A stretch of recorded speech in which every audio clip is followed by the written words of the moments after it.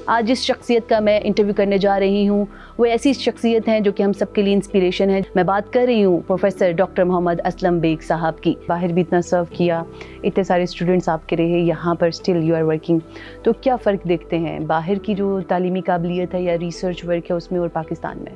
जहाँ तक काबिलियत का जिक्र है वो तो कोई फ़र्क नहीं है, मेरा ख्याल 19-20 का फ़र्क होगा, लेकिन जो टाइम देना, डिवोशन है, वो वहाँ पे बहुत ज़्यादा है। सर, आजकल आप सेक्रेटरी जनरल के तौर पर एकेडमी ऑफ साइंस में काम कर रहे हैं, किस मकसद के लिए ये इदारा कायम हुआ? We are providing kind of directions to the government, और हम मुख्तलिफ पॉलिसीज़ यूनिट्स बनाए हमने, यहाँ पे पॉलिसी बनाई हमने, क्लाइमेट चेंज पे है, हायर एजुकेशन पे बनाई है, वाटर रिसोर्सेज पे बनाई है।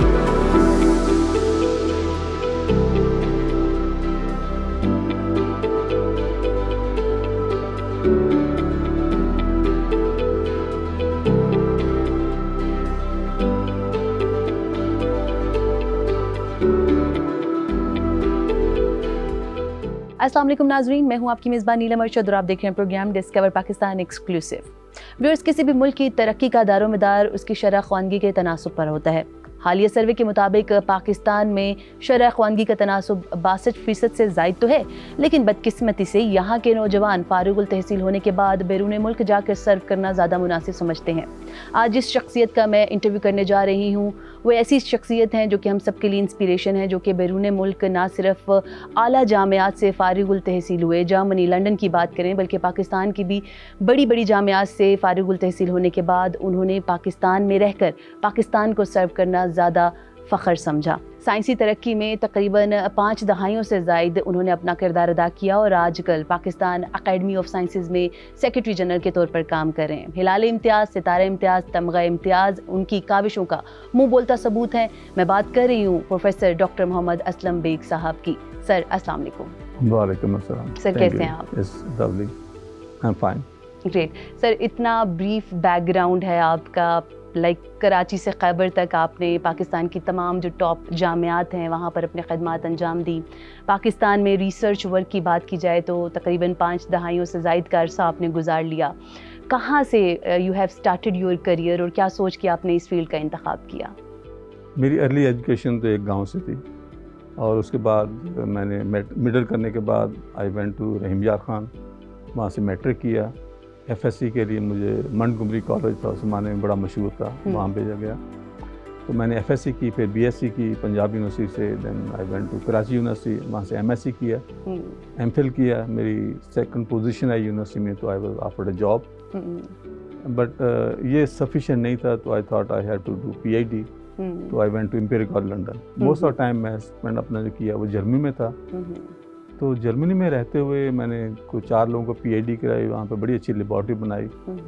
तो I was a professor there. तो 80 से मैं वापस पाकिस्तान आ गया। यहाँ आके फिर मैंने कायद-ए-आज़म यूनिवर्सिटी ज्वाइन की, and I establish A laboratory, laser laboratory थी एटॉमिक फिजिक्स की, और उसमें बड़ी मैंने मेहनत की, और एज ए रिज़ल्ट मैंने कोई 35 लोगों को पीएचडी करवाई और 100 से ज़्यादा लोग जिन्होंने एमफिल किया। तो इस वक्त ये सारे के सारे लोग यहाँ पे काम कर रहे हैं, वो रिसर्च एंड ऑर्गेनाइजेशंस हैं, R&D, हमारे जो न्यूक्लियर प्रोग्राम उसमें बहुत सारा काम कर रहे हैं, जो हमारा लेज़र का सिस्टम है उसमें काम कर रहे हैं। आप हैरान होंगे, 3 मेरे जो पीएचडी इस वक्त वो वाइस चांसलर्स हैं। एक तो अभी कल ही बना है, डॉक्टर नेक मोहम्मद शेख, वहाँ पे लड़काना यूनिवर्सिटी में वाइस चांसलर बना। तो एक उस्ताद के लिए बड़ी खुशी की बात होती है कि उसका स्टूडेंट जो है ना वो वाइस चांसलर बन जाए। तो ये एक मेरा छोटा सा इंट्रोडक्शन था कि मैंने अपनी साइंस को कैसे किया। लेकिन एक चीज़ बता दूं कि मैंने जर्मनी में जब काम किया तो मैंने 4 लोगों को वहाँ पीएचडी करवाई। There is hardly any difference between Pakistani students या यूरोपियन स्टूडेंट्स। सर, जो फ़र्क है that is only the motivation और डिवोशन। बिल्कुल सर, मैं आपसे यही क्वेश्चन स्पेसिफिकली पूछना चाह रही थी कि आपने बाहर भी इतना सर्व किया, इतने सारे स्टूडेंट्स आपके रहे, यहाँ पर स्टिल यू आर वर्किंग। तो क्या फ़र्क देखते हैं बाहर की जो तालीमी काबिलियत है या रिसर्च वर्क है उसमें और पाकिस्तान में? जहाँ तक काबिलियत का जिक्र है वो तो कोई फ़र्क नहीं है, मेरा ख्याल 19-20 का फ़र्क होगा, लेकिन जो टाइम देना, डिवोशन है, वो वहाँ पे बहुत ज़्यादा है। हमारे लोग के तो भी फ़र्क, यहाँ पे हमारे मसाइल बहुत सारे हैं, आपने पेरेंट्स को भी देखना है, फाइनेंशियल इश्यूज़ ज़्यादा हैं यहाँ पे। जर्मनी में अगर आपने सर्वाइव करना है तो you have to work at least for 14 hours, और ये बहुत बड़ा टाइम है। और अमेरिका में सर्वाइव करना जस्ट प्रोफेसर तो आपको 18 आवर्स काम करना पड़ता है। यही वो लोग हैं जो फिर साइंस को आगे लेके चलते हैं, और वही फिर इस चीज़ को लेके चलते हैं, और मुल्क की तरक्की में वही है। टेक्नीशियन ऑफ कोर्स वो भी हेल्प करते हैं, लेकिन वो नीचे रहते हैं। Professor they are on the driving seat. तो ये एक बहुत बड़ा फर्क है। मैंने जब पाकिस्तान आके ज्वाइन किया तो मेरी रूटीन थी वो ये थी कि अर्ली इन द मॉर्निंग मैं 8 बजे ऑफिस चला जाता, और वो शाम मगरिब के बाद मैं घर आता था। और इन द मीन टाइम जो लंच होता था वो भी अपने स्टूडेंट के साथ बैठ के, मजीद का खोखा था यूनिवर्सिटी में, उस वहाँ पे करते थे। तो बेगम बड़ी खुश थी कि चलो सुबह जाता है शाम को घर आता है, she has a lot of time. लेकिन इसका जो फ़र्क पड़ा वो ये था कि जो स्टूडेंट्स हैं ना वो बड़े कमिटेड रहते हैं। उनको पता है कि अगर हमारे सर इतना टाइम देते हैं तो हमें भी इतना टाइम देना है। तो दिस वाज सॉर्ट ऑफ, जिसे कहते हैं ना कि बच्चों को समझाने के लिए और उनमें एक डिवोशन और प्लस एक इंटरेस्ट डेवलप करने के लिए बहुत इम्पोर्टेंट है कि आप अपना टाइम दें। बिल्कुल। तो ये मेरा ख्याल है कि आई वाज एग्जाम्पल देयर कि इतना मैंने जो बच्चों के साथ काम किया। फिर मैं 8 साल चेयरमैन रहा हूँ। आप अंदाज़ा करेंगे मैं रिसर्च भी करता था and I was chairman of department. 8 साल बहुत अरसा होता है। That was a lot of purely administration. और उन दिनों में I was appointed as director science. एक ऐसा बड़ा प्रोजेक्ट था जो कि हम बना रहे थे जॉर्डन में। इसका नाम है सेसमी। एक हम सिंक्रोट्रॉन रेडिएशन फैसिलिटी बना रहे थे ताकि हम अफ्रीका में साइंस की थोड़ी सी और तरक्की करवाएं। तो ये यूनेस्को ने सपोर्ट किया, और उस वक्त मैं बड़ा पॉपुलर था तो मुझे डायरेक्टर साइंस पैरा लगा दिया गया। और मेरा काम ये था कि मैंने इन ममालिक के जो साइंटिस्ट उनको इकट्ठा बिठाना, और नॉट ओनली दैट, जिसको मैं चेयर करता था उसमें बहुत सारे मिनिस्टर होते थे। जैसे उसमें जो मेंबर्स थे पाकिस्तान, ईरान, इजिप्ट, टर्की, और उसके अलावा जॉर्डन। सर आजकल आप सेक्रेटरी जनरल के तौर पर एकेडमी ऑफ साइंस में काम कर रहे हैं। एकेडमी ऑफ साइंस की अगर बात की जाए, इसके सारे स्ट्रक्चर की बात की जाए, तो इसका क्या मकसद है, किस मकसद के लिए ये इदारा कायम हुआ? देखें, पाकिस्तान एकेडमी ऑफ साइंस, एक तो पहले मैं ये बता दूंगा, जो भी एकेडमीज होती हैं किसी मुल्क की, वो उसका फेस होती है इंटरनेशनली। तो ये Pakistan academy of sciences was made way back in 1954, और उस वक्त होते थे ख्वाजा नाज़मुद्दीन प्राइम मिनिस्टर हमारे, उन्होंने इसको इनागुरेट किया था। और इसके जो पहले फेलो तो प्रोफेसर अब्दुल सलाम साहब हमारे फेलो बने, फाउंडिंग फेलोज में से। इसका मकसद ये था कि ये एकेडमी एक तरह का गवर्नमेंट को एडवाइस देगी on issues related to higher education, science and technology. तो इसको मिनिस्ट्री ऑफ एजुकेशन ने हमें ऑप्ट किया या हमें ये स्टेटस दिया। और इसके जो मेंबर्स हैं इस वक्त 86 मेंबर्स हैं, और ये जो 86 मेंबर्स हैं they are celebrated scientist of the country. ये सिर्फ लोकली नहीं, इंटरनेशनली बड़े वेल नोन है। इन्होंने इंटरनेशनली बहुत सारे रिवार्ड्स विन किए हुए हैं, और दैट शोज़ कि उनकी क्रेडिबिलिटी कितनी है। फिर ये है कि इस एकेडमी को 54 बनाने के बाद फिर जब ये अयूब खान आए, उन्होंने हमें ये ज़मीन जो यहाँ पे भी हमारा सेक्रेटरीट है, ये उन्होंने हमें डोनेट कर दी। जनरल ज़िया साहब आए, उन्होंने इसके लिए पैसे दिए कि बिल्डिंग बना लो, हमारी बिल्डिंग बन गई। मुशर्रफ साहब आए, उन्होंने बहुत सारे पैसे दिए कि आप इसको रेनोवेट कर लो और जो इसमें जो काम करना होगा। उसके बाद फिर ये कि जो भी आया उन्होंने दे हेल्प अस। फिर अता रहमान साहब आ गए। अता साहब ने हमें फंडिंग दी कि 3 करोड़ एनुअली देते थे ताकि हम अपने डे टू डे अफेयर्स को चला सकें। तो कोई 4 साल पहले मैं सेक्रेटरी जनरल उस वक्त था, तो मैंने एक PC1 लिखा 810 मिलियन का। तो ये PC1 मैंने फिर डिफेंड किया through planning commission. Ahsan Iqbal साहब ने बड़ी हेल्प की, तो वी गॉट दिस मनी। तो इसका जो 500 मिलियन था वो मैंने एंडोमेंट फंड में रखा हुआ है। तो अब जो हमारी जो मेन सोर्स ऑफ इनकम वो यही है कि वहाँ से हमें जो उसका इंटरेस्ट मिलता है उससे हम अपने डे टू डे अफेयर्स वो रन कर सकते हैं। लेकिन एकेडमी जो वो काम करे वो ये है कि we are providing kind of directions to the government, और हम मुख्तलिफ पॉलिसीज़ यूनिट्स बनाए हमने यहाँ पे।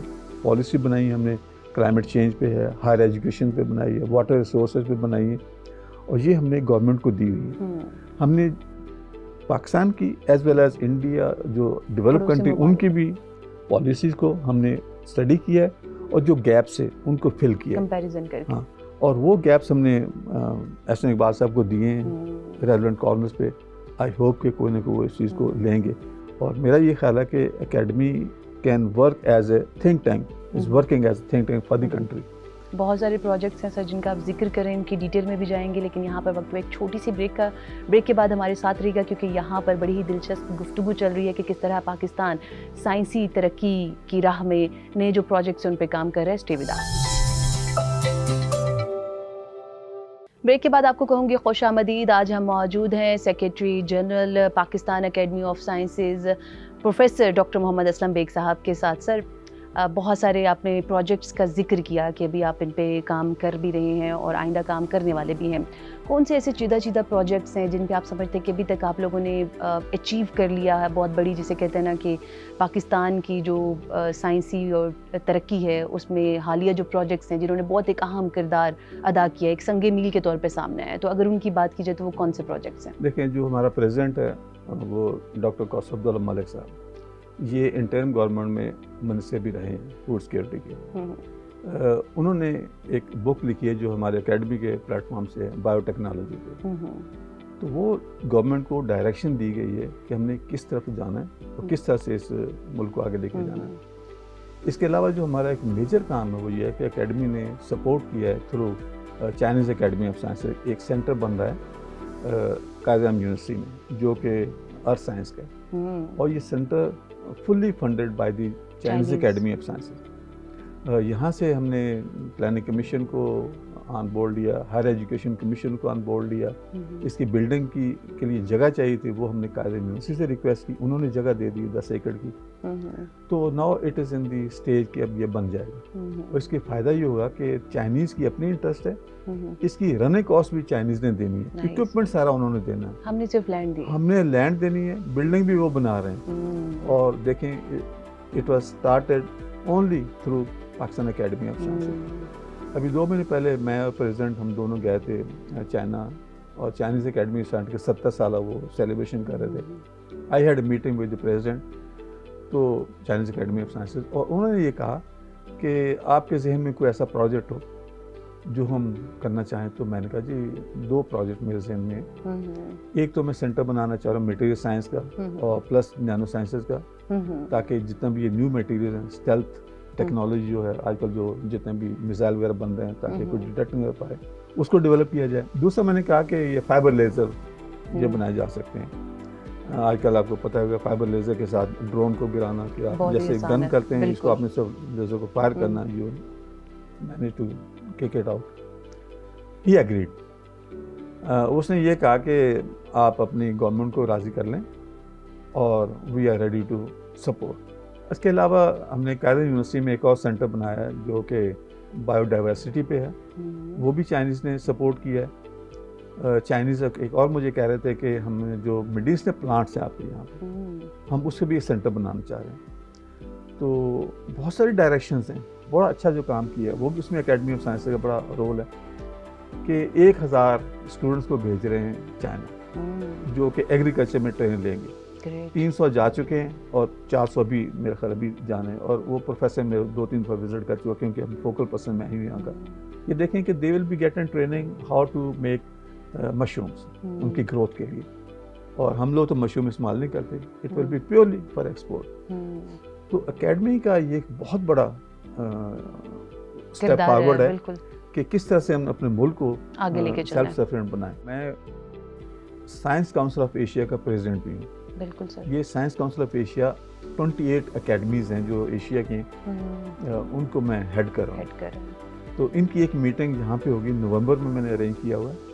तो और हमने टॉपिक क्या रखा है, क्लाइमेट चेंज, बायोडाइवर्सिटी। ये वो इस वक्त हमें जिसे कहता है ना कि ज़रूरत है हमारे मुल्क को। आजकल आपने देखा कितना सैलाब आ हुआ, कितनी बारिशें हो रही हैं। अगला क्वेश्चन स्पेसिफिकली इसी हवाले से होने लगा था कि आप जब साइंस एंड टेक्नोलॉजी की बात करते हैं तो उसके ज़रिए बहुत सारे ऐसे प्रोजेक्ट्स हैं जो कि फ्लड वगैरह के लिए, क्लाइमेट चेंज वगैरह के लिए भी मुख्तलिफ ममालिक में बनाए जा रहे हैं। तो पाकिस्तान जो है वो इस हवाले से क्या काम कर रहा है, और आपकी जो अकेडमी है इसके हवाले से क्या प्रपोजल लेकर आ रही है मुस्तकबिल में, ताकि इस तरह के जो नेचुरल डिज़ास्टर्स हैं उनको ओवरकम किया जा सके? देखिए, नेचुरल डिज़ास्टर में कोई कंट्रोल तो नहीं किया जा, बिल्कुल, लेकिन ये कि हम इसको मैनेज कर सकते हैं। सबसे पहले बात तो ये कि क्लाइमेट चेंज हमारा पाकिस्तान का इसमें कोई कंट्रीब्यूशन नहीं है, बहुत लेस देन 1% है, लेकिन अफेक्टिव सबसे ज़्यादा हम। बिल्कुल ऐसे ही है।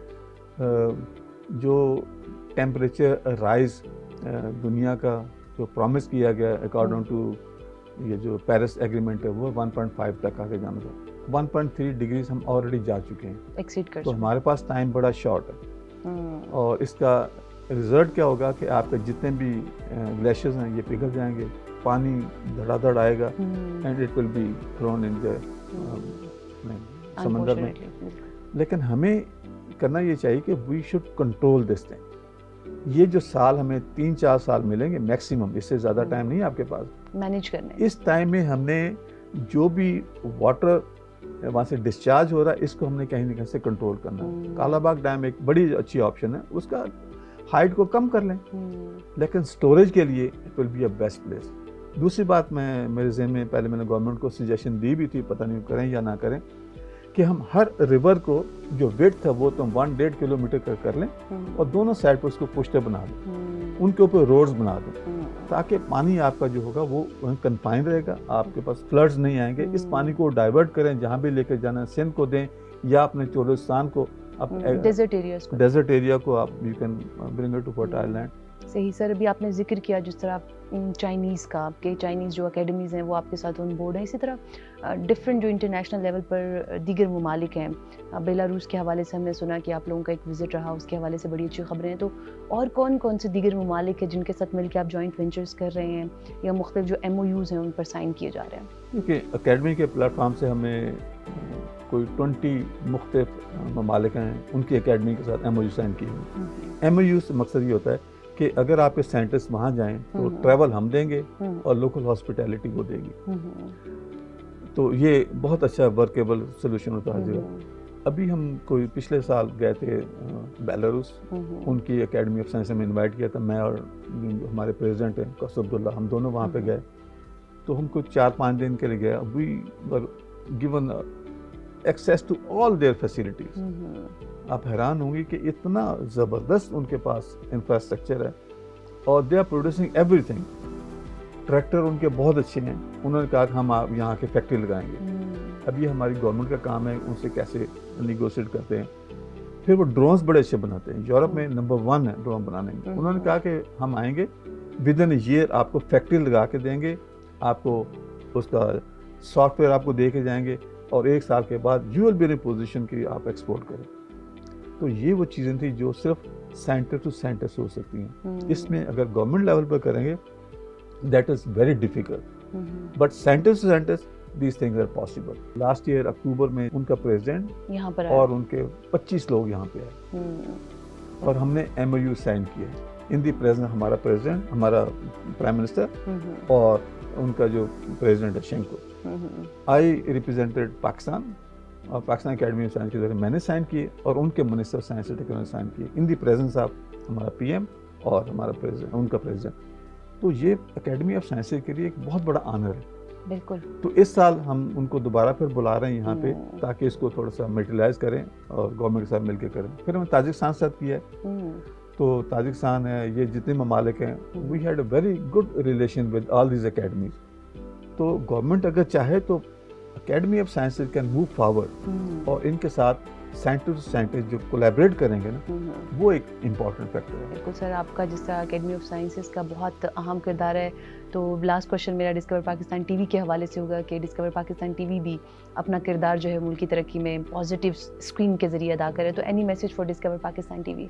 आई think they are doing already excellent job. आप बड़े पर्टिनेंट चीज़ों को एक्सप्लोर करके लोगों तक पहुंचा रहे हैं, ये बहुत बड़ी एजुकेशन है। मुख्तलिफ हिस्सों को दिखाते हैं तो लोग अट्रैक्ट खुद ब खुद ही होते हैं, तो इससे आपके टूरिज़्म बहुत बढ़ेगा।